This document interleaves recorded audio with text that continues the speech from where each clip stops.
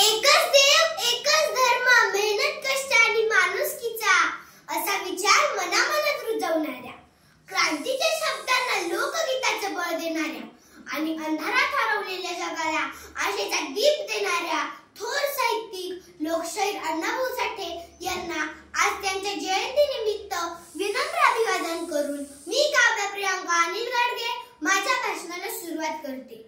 लोकशाहीर अण्णाभाऊ साठे यांचा जन्म 1 ऑगस्ट 1920 रोजी सांगली जिल्ह्यातील वाळवा तालुक्यातील वाटेगाव या गावी झाला.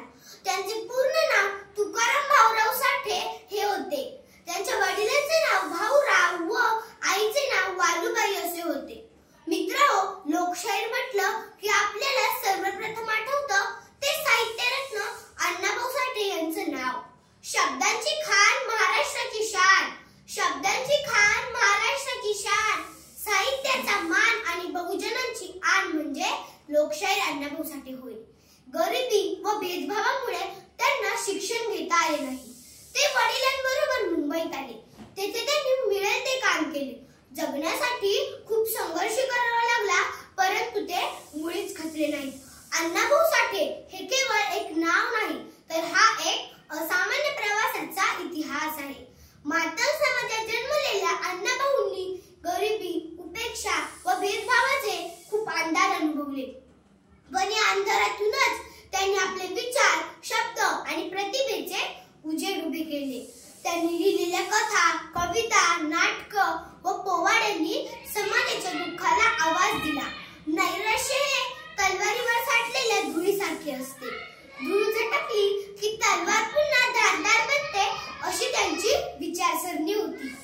शाळा न शिकता त्यांनी आपल्या असामान्य शब्दांच्या खाणीमुळे 35 कादंबऱ्या, 19 कथासंग्रह, 14 लोकनाट्य, 11 पोवाडे, 1 प्रवास वर्णन आणि शेकडो लावण्या व गाणी लिहिली.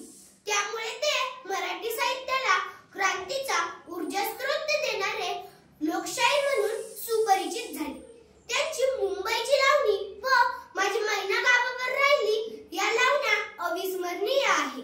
अण्णाभाऊ साठे यांनी महाराष्ट्रात प्रचंड जनजागृती केली. गोवा मुक्ती संग्राम, संयुक्त महाराष्ट्र चळवळीत त्यांचे योगदान अविस्मरणीय आहे. अशा या थोर शिवशाहीर, भारताच्या साहित्यातील साहित्यरत्न अण्णाभाऊ साठे यांचे 18 जुलै 1969 रोजी निधन झाले. अण्णाभाऊ साठे यांचे विचार आज